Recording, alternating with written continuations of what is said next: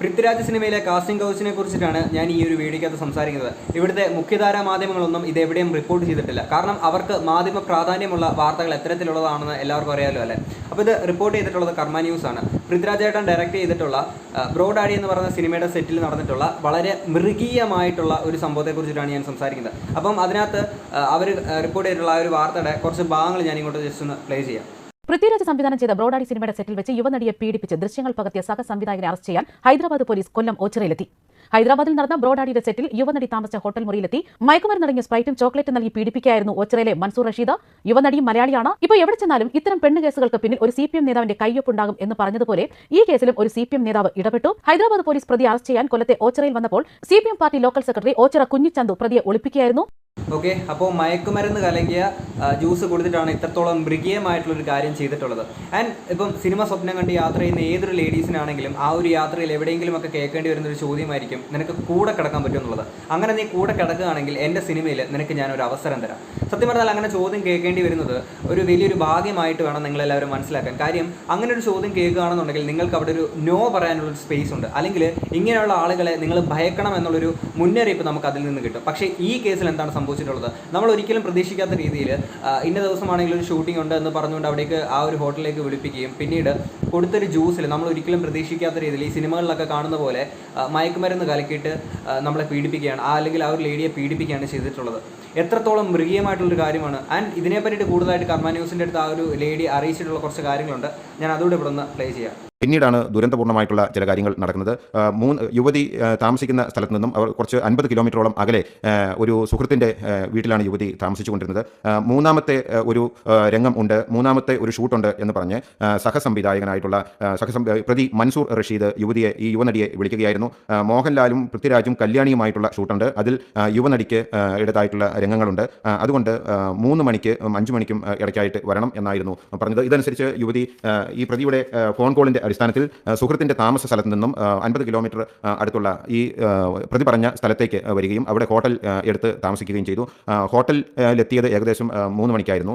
അതിനുശേഷം ഈ ഹോട്ടലിൽ ഇതിൻ്റെ പ്രതിയായിട്ടുള്ള മൻസൂർ കടന്നു വരികയും മൻസൂർ വന്ന് യുവതിയോട് ഫ്രഷായിട്ട് പുറത്തു വരുവാൻ പറയുകയുമായിരുന്നു, ഷൂട്ടിങ്ങിന് പോകുവാൻ. അതിനുശേഷം യുവതി ഫ്രഷായി റൂമിലേക്ക് വന്നു.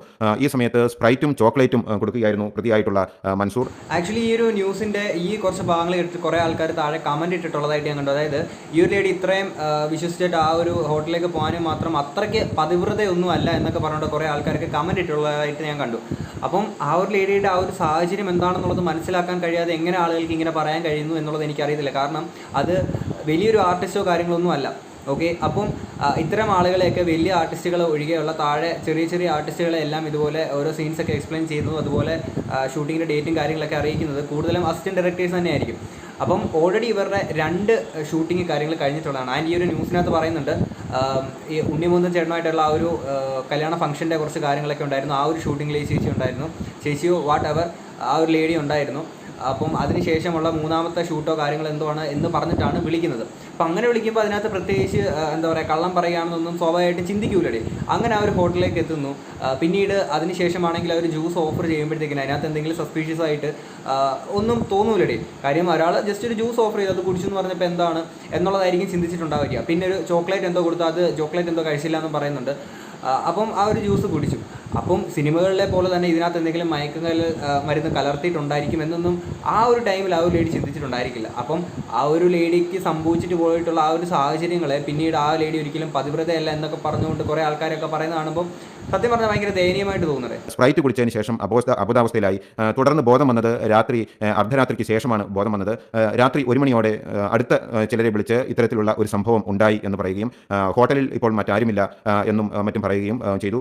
അതിനുശേഷം മറ്റുള്ളവരുടെ നിർദ്ദേശമനുസരിച്ച് അവിടെ തങ്ങുന്നത് കൂടുതൽ അപകടമാണ്. ഇനി കൂടുതൽ അനുഭവങ്ങൾ അല്ലെങ്കിൽ ദുരന്തങ്ങൾ മറ്റുള്ളവരും ഒരുപക്ഷെ ഹോട്ടലിലെത്തി ചൂഷണം ചെയ്യുവാൻ സാധ്യതയുണ്ട്. അതുകൊണ്ട് തന്നെ എത്രയും പെട്ടെന്ന് ഹോട്ടൽ ഉപേക്ഷിച്ച് പോകുന്നതാണ് നല്ലത്. തുടർന്ന് ഇത്തരം അടുത്ത സുഹൃത്തുക്കളുടെ ഉപദേശത്തിൻ്റെ അടിസ്ഥാനത്തിൽ യുവനടി പുലർച്ചെ 5 മണിക്ക് ടാക്സി പിടിച്ച് തൻ്റെ താമസ സ്ഥലത്തെ സുഹൃത്തിൻ്റെ വീട്ടിലേക്ക് പോവുകയായിരുന്നു. എൻ്റെ പൊന്ന്, എത്രത്തോളം ഭീകരമായിട്ടുള്ളൊരു അവസ്ഥയാണെന്ന് നിങ്ങളൊന്ന് ആലോചിച്ച് നോക്കിയേ. കാര്യം ഈ ഒരു ലേഡി മയക്കുമരുന്ന് കലർത്തി ആ ഒരു ജ്യൂസ് കുടിച്ചതിന് ശേഷം മണിക്കൂറുകൾക്ക് ശേഷമാണ് ഉണർന്നിട്ടുള്ളത്. അങ്ങനെ ഉണർന്നു കഴിഞ്ഞപ്പോൾ ഈ ഒരു റിയാലിറ്റി എന്താണെന്ന് മനസ്സിലായിട്ട് അടുത്തുള്ള സുഹൃത്തുക്കളെ വിളിച്ച് പറയുമ്പോൾ അവർ പറഞ്ഞു കൊടുക്കുന്നത് എത്രയും പെട്ടെന്ന് അവിടുന്ന് രക്ഷപ്പെട്ടുള്ളൂ, അല്ലെങ്കിൽ കൂടുതൽ ആളുകൾ ചൂഷണം ചെയ്യപ്പെടാനും മാത്രമുള്ളൊരു സാഹചര്യം അവിടെ ഉണ്ടാവുന്നുള്ളത്. സത്യം പറഞ്ഞാൽ നമ്മൾ സിനിമകളിൽ മാത്രമേ ഇത്തരം ചില രംഗങ്ങൾ നമ്മൾ കണ്ടിട്ടുള്ളൂ. അതായത് ഇതുപോലൊരു ലേഡി ആണെങ്കിൽ ഒരു കൂട്ടം ആളുകൾ ചേർന്നിട്ട് മയക്കുമരുന്ന് കൊടുത്ത ഈ പറയുന്ന ജ്യൂസ് കുടിപ്പിക്കുക, അല്ലെങ്കിൽ ഏതെങ്കിലും ഒരു പർട്ടിക്കുലർ വ്യക്തി ജ്യൂസ് കുടിപ്പിക്കുക, പിന്നീട് ഒരു ഗ്യാങ് ആയിട്ട് വന്നിട്ട് ആ ഒരു ലേഡിയെ റേപ്പ് ചെയ്യുക. ഇത്തരം കാര്യങ്ങളൊക്കെ നമ്മൾ സിനിമകളിൽ മാത്രം കണ്ടിട്ടുള്ളതാണ്. അതൊരു റിയൽ ലൈഫിൽ നടക്കുക എന്നൊക്കെ പറയുമ്പോഴത്തേക്കിന് നിങ്ങളൊന്ന് ആലോചിക്കുക എത്രത്തോളം ഭീകരമാണ് ആ ഒരു അവസ്ഥ എന്നുള്ളത്. ഇത്തരം ആളുകളെയൊക്കെ എന്തിനാണ് ഇനിയും സിനിമകളിലൊക്കെ വെച്ചുകൊണ്ടിരിക്കുന്നത്? മൻസൂർ എന്നൊക്കെ പറയുന്ന പോലത്തെ ഇതേ വൃത്തിയായിട്ട കുറേ പുന്നാര മക്കളെയൊക്കെ. ആൻഡ് ഇതിനെക്കാട്ടി കൂടുതൽ ഭീകരമായിട്ടുള്ളൊരു അവസ്ഥ ഇവർ റിപ്പോർട്ട് ചെയ്തിട്ടുണ്ട്. അതുകൊണ്ട് ഞാൻ ഇവിടെ നിന്ന് വെക്കാം. പീഡനത്തിന് ശേഷം ഹോട്ടലിൽ നിന്ന് രക്ഷപ്പെട്ട് ടാക്സിയിൽ സുഹൃത്തിൻ്റെ വീട്ടിലെത്തിയപ്പോൾ ഈ വാട്സപ്പിൽ ഇതിലെ ചില ചിത്രങ്ങൾ യുവതിക്ക് ലഭിക്കുകയായിരുന്നു. പീഡിപ്പിച്ച അന്ന് തന്നെ പ്രതിയായിട്ടുള്ള മൻസൂർ റഷീദ് പണം ആവശ്യപ്പെടുകയും മൻസൂർ റഷീദിൻ്റെ കുറച്ച് പൈസ യുവതിയുടെ കൈവശം ഉണ്ടായിരുന്ന പണം, യുവതിയുടെ അക്കൗണ്ടിലുണ്ടായിരുന്ന പണം അത്രയും ഗൂഗിൾ പേ ചെയ്ത് കൊടുത്തു എന്നുമാണ് പറയുന്നത്. അതിനുശേഷം പിന്നീട് നിരന്തരം പണം ആവശ്യപ്പെടുകയായിരുന്നു. യുവനടി ഇത് ഭർത്താവിനോട് പറഞ്ഞിട്ടില്ലായിരുന്നു.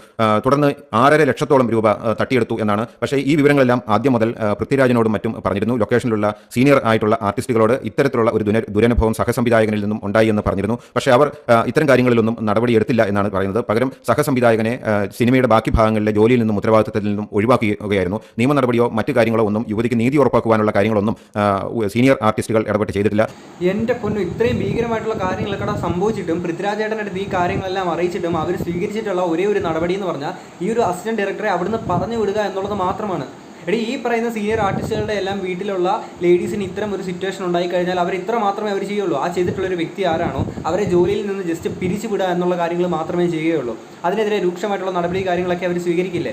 അല്ലെങ്കിൽ ബാക്കിയുള്ള വിഷയത്തിലൊക്കെ ഘോരം വലിയ രീതിയിൽ സംസാരിക്കുകയും കാര്യങ്ങളൊക്കെ ചെയ്യുന്ന പൃഥ്വിരാജേട്ടൻ ഈ ഒരു സിറ്റുവേഷൻ അദ്ദേഹത്തിൻ്റെ തന്നെ ഒരു സെറ്റിൽ ഇത്തരം ഒരു കാര്യം സംഭവിച്ചിട്ട് എന്തുകൊണ്ട് ഇതിനെതിരെ രൂക്ഷമായിട്ടുള്ളൊരു നടപടി സ്വീകരിച്ചിട്ടില്ല? കാര്യം ഇത് വലിയ ഒരു ഭീകരമായിട്ടുള്ളൊരു അവസ്ഥയാണ് അവിടെ സംഭവിച്ചിട്ടുള്ള ആ ഒരു ലേഡിക്ക്. എന്നിട്ട് അതിന് ഇത്രയും നിസ്സാരമായിട്ട് കാണാൻ എങ്ങനെ കഴിയുന്നു? അല്ലെങ്കിൽ ഇതിനെതിരെ പ്രതികരിക്കാനും മാത്രം നട്ടലിന് പകരം വാഴപ്പിണ്ടി എടുത്ത് വെച്ചേക്കുവാണോ അവിടുത്തെ സീനിയർ ആർട്ടിസ്റ്റുകൾ കാര്യങ്ങളൊക്കെ? ഒരു സാധാരണ ഒരു ആർട്ടിസ്റ്റ് അല്ലെങ്കിൽ മെയിൻ സ്ട്രീമിൽ ഇല്ലാത്ത അല്ലെങ്കിൽ ആ ഒരു സിനിമയിൽ നിലയുറപ്പിച്ചിട്ടില്ലാത്ത പല ആർട്ടിസ്റ്റുകളും ഇത്തരം ചില തെറ്റുകൾക്കെതിരെ അവർക്ക് വിരൽ ചൂണ്ടാൻ കഴിയാത്തതിൻ്റെ ചില കാരണം എന്താണെന്ന് വെച്ച് കഴിഞ്ഞാൽ ഒരുപക്ഷെ അവർ ഇൻഡസ്ട്രിയിൽ നിന്ന് പുറത്താക്കപ്പെട്ടേക്കാം, അല്ലെങ്കിൽ പ്രേക്ഷകർക്ക് അവരോടുള്ള ഒരു ഇഷ്ടം ഒരുപക്ഷെ നഷ്ടപ്പെട്ടേക്കാം. അങ്ങനത്തെ ഉള്ള ചില ഭയങ്ങളൊക്കെ കൊണ്ടാണ് ഈ സിനിമയിൽ ഇന്നും നിലയുറപ്പിക്കാത്ത കുറേ ആൾക്കാർ ചില കാര്യങ്ങളൊന്നും പ്രതികരിക്കാൻ വരാത്തത്.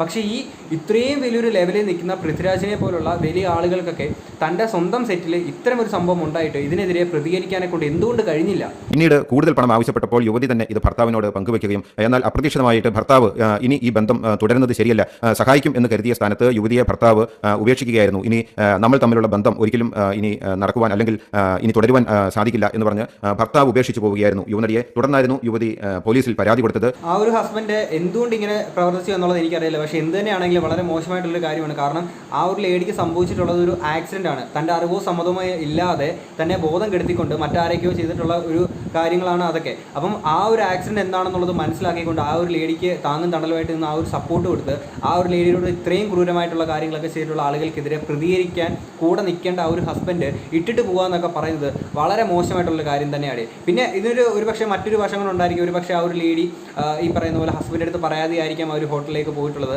അങ്ങനെയുള്ള കാര്യങ്ങളാണെന്നുണ്ടെങ്കിൽ ഒരുപക്ഷെ അതായിരിക്കാം ഒരു ഹസ്ബൻഡ് റീസൺ. അതങ്ങനെയല്ല എന്നുണ്ടെങ്കിൽ ഈ ഹസ്ബൻഡ് വളരെ മോശമായിട്ടുള്ള ഒരാൾ തന്നെയാണ്. ഒരിക്കലും ഒരു ലേഡിക്കും ഇങ്ങനെയുള്ള ഹസ്ബൻഡിനെ കിട്ടാതിരിക്കട്ടെ എന്ന് നമുക്ക് ആഗ്രഹിക്കാം. മറ്റൊരു ഏറ്റവും പ്രധാനപ്പെട്ട കാര്യം, പ്രതി മൻസൂർ മാത്രമല്ല യുവതിക്കെതിരെ ഇപ്പോൾ ഭീഷണി മുടക്കുന്നത്. മൻസൂറിൻ്റെ പിതാവും തൻസീർ, അതുപോലെ മൻസൂറിൻ്റെ പിതാവ് റഷീദ് എന്നിവരെല്ലാം യുവതിയെ കൊലപ്പെടുത്തുമെന്നും അതുപോലെ തന്നെ ബാക്കി വെക്കില്ല എന്നും നാട്ടിലിറക്കി നടത്തുകയില്ല എന്നുമുള്ള ഭീഷണികളാണ് ഇപ്പോൾ പ്രചരിപ്പിക്കുന്നത്. മാത്രമല്ല മൻസൂറിന് ഓൾറെഡി ഒരു തന്തയില്ല, എന്നിട്ടും അമ്മ കാണിച്ചു കൊടുത്തിട്ടുള്ള ഒരു തന്ത, ആ തന്തയാണെങ്കിൽ അയാൾക്കും തന്തയില്ലാത്ത പോലത്തെ ഒരു പരിപാടി കാണിക്കുന്നു. മകൻ കാണിച്ചു കൂട്ടിയിട്ടുള്ള എല്ലാ തന്തയില്ലായ്മയ്ക്കും കൂട്ടു നിൽക്കുന്ന ഒരു തന്ത. എന്നിട്ട് ആ ഒരു ലേഡിയെ ഭീഷണിപ്പെടുത്തിക്കൊണ്ട് പുറകെ പോകുന്നു മകനെ സേവ് ചെയ്യാൻ വേണ്ടിയിട്ട്. എത്ര മനോഹരമായ ഒരു ഫാമിലിയുടെ ഇങ്ങനെയുള്ള ആളുകളൊക്കെ ഇങ്ങനെ വെച്ച് പൊറുപ്പിച്ചുകൊണ്ട് ഇത്തരം ഭീകരമായിട്ടുള്ള സംഭവങ്ങൾ അറിഞ്ഞിട്ടും ഈ പറയുന്ന പൃഥ്വിരാജേട്ടനോ അല്ലെങ്കിൽ ഇവിടെയുള്ള സീനിയർ ആർട്ടിസ്റ്റുകളോ അല്ലെങ്കിൽ ഈ പറയുന്ന അമ്മ എന്ന് പറയുന്ന ഈ ഒരു സംഘടനയോ ഇതിനെതിരെ ഒന്നും പ്രതികരിച്ചിട്ടില്ല. ആ ഒരു ലേഡിക്ക് കൊടുക്കേണ്ട ഒരു സേഫ്റ്റി കാര്യങ്ങളൊന്നും ഇവിടുത്തെ സംഘടനകൾ കാര്യങ്ങളൊന്നും കൊടുക്കുന്നില്ല. പിന്നെ എന്തിനാണ് ഇങ്ങനത്തെ കുറേ സംഘടനകൾ? ഇനിയും വേറെ വലിയ കുറച്ച് കളികളും കാര്യങ്ങളും ഇതിനകത്ത് നടക്കുന്നുണ്ട്. 25-ാം തീയതിയാണ് കൊല്ലത്ത് പ്രതിയെ പിടിക്കുവാൻ പ്രതിയുടെ വീട്ടിൽ ഓച്ചിറയിൽ എത്തിയത്. ഓച്ചിറയിൽ എത്തിയതിനു ശേഷം പ്രതി പെട്ടെന്ന് തന്നെ സ്ഥലത്ത് നിന്ന് മുങ്ങിയായിരുന്നു. ഓച്ചിറ പോലീസിനെ അറിയിച്ചതിന് ശേഷമാണ് ഇത്തരത്തിലുള്ള ഒരു ഓപ്പറേഷന് തെലങ്കാന പോലീസ് പ്രതിയെ പിടിക്കുവാൻ എത്തിയത്. പക്ഷേ പ്രതി പെട്ടെന്ന് തന്നെ വിവരം ചോരുകയും അപ്രത്യക്ഷമാവുകയും ചെയ്തു. CPM-ന്റെ അവിടുത്തെ ലോക്കൽ നേതാവായിട്ടുള്ള ആളാണ് പ്രതിയെ ഒളിപ്പിച്ചത് എന്ന വിവരത്തിന്റെ അടിസ്ഥാനത്തിൽ ലോക്കൽ നേതാവിന്റെ വീട്ടിലും പോലീസ് റെയ്ഡ് നടത്തുകയായിരുന്നു. ഈ രാഷ്ട്രീയ പ്രവർത്തകരൊക്കെ ഇപ്പോൾ ഇതുപോലുള്ള ഏറാങ്കൂലികളെയൊക്കെ ആണെങ്കിൽ രക്ഷിക്കാൻ വേണ്ടിയിട്ടാണ് ഇതുപോലുള്ള രാഷ്ട്രീയ പ്രവർത്തനങ്ങൾ നടക്കുന്നത്, അല്ലെങ്കിൽ ഇത്തരം പ്രവർത്തനങ്ങളൊക്കെ നടത്തുന്നത്. ഇത്രയും വലിയൊരു തന്തയില്ലായ്മത്തരം കാണിച്ചിട്ട് അവനെയൊക്കെ സേവ് ചെയ്യാൻ പോകാനെ കൊണ്ട് എങ്ങനെ ഈ പുന്നാര മക്കൾക്ക് കഴിയുന്നത്? ഈ രാഷ്ട്രീയ നേതാവിൻ്റെയൊക്കെ മക്കൾക്കാണ് ഇത്, അല്ലെങ്കിൽ അവരുടെ വീട്ടിലെ ഫാമിലിയിലെ ലേഡീസിനാണ് ഇതുപോലെ സംഭവിക്കുന്നെങ്കിൽ അപ്പോഴും നിങ്ങൾ കൈയടിച്ച് അവരെ സേവ് ചെയ്തുകൊണ്ട് നിന്നിട്ട് ഇതുപോലെ ചെയ്യുന്ന ആളുകളെയൊക്കെ ആണെങ്കിൽ കെട്ടിപ്പിടിച്ചൊരു കാര്യങ്ങളൊക്കെ നിങ്ങളൊക്കെ കൊടുക്കുമോ? എന്തോന്ന് ലോകമാണ് ഇതൊക്കെ? ഇത്രയും വലിയൊരു തന്തയില്ലായ്മത്തരം കാണിച്ച് ഒരു പുന്നാര മോനെ സേവ് ചെയ്യാനെ കൊണ്ട് നിൽക്കുന്നു. യുവനടി ഇപ്പോൾ കേരള DGPക്ക് കൊടുത്ത പരാതിയിൽ CPM-ന്റെ നേതാക്കൾക്കെതിരെ കേസെടുക്കണം. CPM നേതാക്കൾ പ്രതിയെ അറസ്റ്റ് ചെയ്യുവാൻ സമ്മതിക്കുന്നില്ല. പോലീസിന്റെ ഇടപെടലും ഇക്കാര്യത്തിലുണ്ട്. പോലീസ് വിവരങ്ങൾ ചോർത്തി കൊടുക്കുന്നു, പ്രതിയെ ഒളിപ്പിക്കുന്നു, രക്ഷിക്കുന്നു എന്നൊക്കെ ചൂണ്ടിക്കാണിച്ച് യുവനടി ഇപ്പോൾ കേരള DGPക്ക് കൊടുത്ത ഒരു പരാതിയുണ്ട്. ആ പരാതിയിൽ പറയുന്ന കാര്യങ്ങൾ ഇപ്രകാരമാണ്. മൻസൂർ റഷീദ് എന്ന പ്രതി എന്നെ ബലാത്സംഗം ചെയ്യുകയും പിന്നീട് പലതവണ ഭീഷണിപ്പെടുത്തി പണം തട്ടുകയും ചെയ്തു. മൻസൂർ റഷീദ് എൻ്റെ ജീവിതവും കുടുംബവും നശിപ്പിച്ചു. എനിക്ക് നീതി കിട്ടുന്നതിനായി ഞാൻ തെലങ്കാന പോലീസിൽ ഒരു പരാതി കൊടുത്തിരുന്നു. ബലാത്സംഗം നടന്ന സിനിമയുടെ ലൊക്കേഷൻ അവിടെയായിരുന്നു. എല്ലാ തെളിവുകളും പോലീസിൽ ഹാജരാക്കി. തുടർന്ന് പ്രതിക്ക് ഹൈദരാബാദിൽ ജാമ്യം കിട്ടിയില്ല. ഹൈക്കോടതിയും ജില്ലാ കോടതിയും പ്രതി മൻസൂറിന് ജാമ്യം നിഷേധിക്കുകയായിരുന്നു. അതിനുശേഷം മൻസൂറിനെ അറസ്റ്റ് ചെയ്യുവാനെത്തിയ തെലങ്കാന പോലീസിന് വേണ്ട സൗകര്യങ്ങൾ ചെയ്തു കൊടുക്കാതെ പ്രതിയെ രക്ഷപ്പെടുത്തുകയായിരുന്നു കഴിഞ്ഞ ദിവസം ഓച്ചിറയിൽ ചെയ്തത്.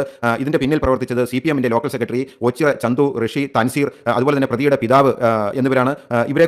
ഇവർക്കെതിരെ നടപടിയെടുക്കണം. എന്തായാലും കൊള്ളാടെ, ഇത്തരം തന്തയില്ലാത്തമാരെയൊക്കെ രക്ഷിക്കാൻ കുറെ രാഷ്ട്രീയ നേതാക്കൾ, പിന്നെ തെലങ്കാനയിൽ നിന്നൊക്കെ പോലീസ് നിന്നെ പിടിക്കാൻ വിടുന്നുണ്ടോ, നീ എങ്ങോട്ടേലും രക്ഷപ്പെട്ടു എന്ന് പറഞ്ഞു കൊടുക്കാൻ ഇവിടുത്തെ കുറെ പോലീസ് എമ്മമാർ.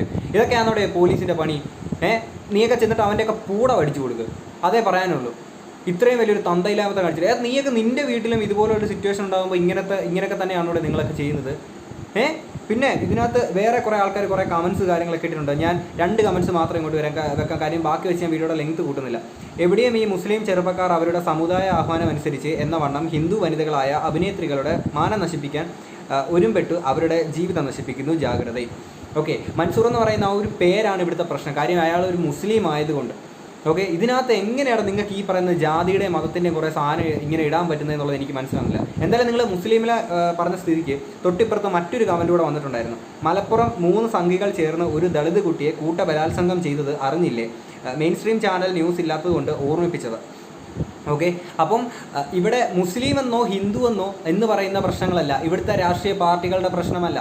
കാര്യം ഇവിടുത്തെ ചില വൃത്തികെട്ട മനുഷ്യരുടെ പ്രശ്നങ്ങളാണ്. ഓക്കെ, തന്തയില്ലാതെ ജനിച്ചേക്കുന്ന, അല്ലെങ്കിൽ ഒന്നിലധികം തന്തമാരുണ്ടായിട്ട് ജനിക്കേണ്ടി വന്നിട്ടുള്ള ചില പുന്നാര മക്കൾ കാരണം ഉണ്ടായിട്ടുള്ള സംഭവങ്ങളാണ് ഇതൊക്കെ. അല്ലാതെ ഈ പറയുന്ന ജാതിയുടെയോ മതത്തിൻ്റെയോ പ്രശ്നങ്ങളൊന്നുമല്ല. ദയവ് ചെയ്ത് നിങ്ങൾ ഈ പറയുന്ന ജാതിവെറിയുടെ സാധനവും മതത്തിൻ്റെ സാധനവും ഒന്നും ദയവ് ചെയ്ത് ഇങ്ങനെ പോലെ വിഷം പോലെ ഇങ്ങോട്ട് ഇറക്കി വിടാതിരിക്കുക. കാര്യം പല ന്യൂസിൻ്റെ ഒക്കെ ആണെങ്കിൽ കമൻറ്റ് ബോക്സുകളിൽ ഒരു മുസ്ലിം പേര് കണ്ടു കഴിഞ്ഞാൽ അവർക്കെല്ലാം പിന്നെ ഭയങ്കര ആഘോഷമാണ്. ഇവിടെ എന്തോന്നറിയ ഇതൊക്കെ? നിങ്ങൾ ആ ഒരു ലേഡിക്ക് സംഭവിച്ച ആ ഒരു സിറ്റുവേഷൻ ആലോചിച്ച് നോക്ക്. ആ ഒരു സിറ്റുവേഷൻ അവനൊരു മുസ്ലിം ആയതുകൊണ്ടാണ് ചെയ്തത് എന്നൊന്നും നിങ്ങൾക്ക് എങ്ങനെ പറയാൻ പറ്റുന്നത് നിങ്ങൾക്കിത്? പിന്നെ ഇവിടെ അമ്മ എന്ന് പറയുന്ന ഒരു സംഘടനയുണ്ട്. എന്തോ ഉണ്ടാക്കാനാണ് ഇങ്ങനെ ഒരു സംഘടന ഉണ്ടാക്കി വെച്ചേക്കുന്നത്? കുറേ ആളുകളുടെ മുന്നിൽ നിങ്ങൾക്ക് ഈ അവാർഡ് നൈറ്റ് ഷോ നടത്താനും ഇങ്ങനത്തെ കുറേ കാര്യങ്ങളൊക്കെ നിങ്ങൾ നടത്തുന്നുണ്ട്. ആളുകളുടെ മുന്നിൽ കുറേ പ്രഹസനങ്ങൾ കാണിക്കാനൊക്കെ ഉണ്ട്. ഇത്തരം കാര്യങ്ങളൊക്കെ നിങ്ങളുടെ സംഘടനയ്ക്ക് കീഴിൽ നടക്കുമ്പോൾ ഇതിനെതിരെ നിങ്ങൾക്ക് എങ്ങനെ കണ്ണടയ്ക്കാൻ പറ്റുന്നത്? അതോ ഈ സംഘടന, അമ്മ എന്ന് പറയുന്ന സംഘടനയിൽ നിൽക്കുന്ന എല്ലാ ആളുകളും നട്ടലിന് പകരം വാഴപ്പിണ്ടി എടുത്ത് വെച്ചേക്കാണ് നിങ്ങൾ? ഒരു ലേഡിക്ക് ഇത്രയും മൃഗീയമായിട്ടുള്ളൊരു അവസ്ഥ ഉണ്ടായിട്ട്. പിന്നെ ഇവിടുത്തെ മുഖ്യധാര മാധ്യമങ്ങളൊന്നും റിപ്പോർട്ട് ചെയ്തിട്ടില്ല. കാര്യം അവർക്ക് മാധ്യമ പ്രാധാന്യമുള്ള വാർത്തകൾ എങ്ങനെയൊക്കെയാണെന്നുള്ളത് നമുക്കറിയാം, എല്ലാ ദിവസവും നമ്മൾ കാണുന്നതാണ്. ഓക്കെ, ഇനിയും അപ്പം പൃഥ്വിരാജ് സിനിമയുടെ, അല്ലെങ്കിൽ ആ ഒരു പൃഥ്വിരാജേട്ടൻ്റെ ആ ഒരു ഡയറക്റ്റ് ചെയ്ത ഒരു സിനിമയുടെ സെറ്റിൽ ഇത്രയും വലിയൊരു സംഭവങ്ങൾ ഉണ്ടായിട്ടും അതിനെതിരെ നല്ലൊരു നടപടിയോ കാര്യങ്ങളോ ഒന്നും സ്വീകരിക്കാതെ നിൽക്കുമ്പോൾ എല്ലാവരും മനസ്സിലാക്കുക, ഇനി മുതൽ പൃഥ്വിരാജേട്ടൻ ഡയറക്റ്റ് ചെയ്യുന്നൊരു സിനിമാ സെറ്റിലേക്ക് നിങ്ങൾ പോയി കഴിഞ്ഞിട്ട് നിങ്ങൾക്ക് ഇങ്ങനെ ഒരു അവസ്ഥ ഉണ്ടായി കഴിഞ്ഞാൽ ഇതിനകത്ത് ആ ഒരു വ്യക്തി ആരാണോ അയാളെ ജസ്റ്റ് പറഞ്ഞു വിടുകയേ ചെയ്യുള്ളൂ. വേറെ പ്രശ്നങ്ങളൊന്നും ഉണ്ടാകത്തില്ല. നിങ്ങൾ തട്ടിപ്പോവോ, നിങ്ങളെ പീഡിപ്പിച്ച് കൊലപ്പെടുത്തുവോ, അതൊന്നും ഇവിടെ ആർക്കും ഒരു പ്രശ്നമല്ല. ഈ പറയുന്ന അമ്മ എന്ന് പറയുന്ന സംഘടനയ്ക്കാണെങ്കിൽ പോലും, നിങ്ങൾ ഈ പറയുന്ന അമ്മ എന്ന് പറയുന്ന സംഘടന അത്രത്തോളം സ്ട്രോങ് ആണെങ്കിൽ ഇതിനെതിരെ രൂക്ഷമായിട്ടുള്ള നടപടി കാര്യങ്ങൾ സ്വീകരിക്കണം. ഇത് ഈ പറയുന്ന പോലെ മൻസൂർ എന്ന് പറയുന്ന ഏതെങ്കിലും 1-2 വ്യക്തികളുടെ കാര്യം മാത്രമല്ല, ഇഷ്ടം പോലെ ആളുകളുണ്ട്. എത്രയോ ലേഡീസിനെ സിനിമയിൽ അവസരം നൽകാമെന്ന് പറഞ്ഞുകൊണ്ട് എത്രത്തോളം പേരുടെ ജീവിതങ്ങൾ എത്രയോ ആളുകൾ നശിപ്പിച്ചിട്ടുണ്ട്. ആ ഒരു ലേഡീസിൻ്റെ ഒക്കെ എടുത്ത് എന്ത് സമാധാനമാണ് നിങ്ങൾ ഈ നശിപ്പിച്ചിട്ടുള്ള ആളുകൾക്ക് പറയാനുള്ളത്? നിങ്ങളൊന്ന് ആലോചിച്ച് നോക്കൂ. പിന്നെ ഇതിനൊന്നും എതിരെ ഇപ്പോഴും ഈ കാസ്റ്റിംഗ് കൗച്ചൊക്കെ നടക്കുന്നുണ്ട് എന്നുള്ള കാര്യങ്ങൾ, അല്ലെങ്കിൽ സിനിമയിൽ അഭിനയിക്കാൻ കൂടെ കിടത്തണം എന്നൊക്കെ പറയുന്ന കാര്യങ്ങളൊക്കെ ഇവിടെ നടക്കുന്നുണ്ടെന്ന് അറിയുന്ന ഇവിടുത്തെ അമ്മ എന്ന് പറയുന്ന സംഘടനയും അല്ലെങ്കിൽ സിനിമകളിലെ ബാക്കിയുള്ള എല്ലാ സംഘടനകൾക്കും ഇത് അറിയാമെങ്കിൽ പോലും ഇതിനെതിരെ ഒരു നടപടിയോ കാര്യങ്ങളൊന്നും ഇവരൊന്നും സ്വീകരിക്കാറില്ല. അതൊക്കെ സർവ്വസാധാരണമായിട്ട് നടക്കുന്നതല്ലേ എന്ന് പറയാം. കാര്യം എന്താണെന്ന് വെച്ച് കഴിഞ്ഞാൽ ഇവിടുത്തെ പ്രസിഡൻ്റായിട്ടും സെക്രട്ടറി ആയിട്ടും ഒക്കെ ഇരിക്കുന്ന ആളുകൾക്കെല്ലാം, അല്ലെങ്കിൽ അതിനകത്ത് പ്രവർത്തിക്കുന്ന എല്ലാ ആളുകൾക്കും ഇത്തരം ചില ആവശ്യങ്ങളും ഉദ്ദേശങ്ങളും ഒക്കെ ഉണ്ട്. കാര്യം ഇത് ഭയങ്കര രൂക്ഷമായിട്ടുള്ള രീതിയിലേക്ക് കൊണ്ടുവന്ന് കഴിഞ്ഞു കഴിഞ്ഞാൽ അവർക്കും ഈ പരിപാടി കാര്യങ്ങളൊന്നും നടക്കത്തില്ലല്ലോ, അല്ലേ?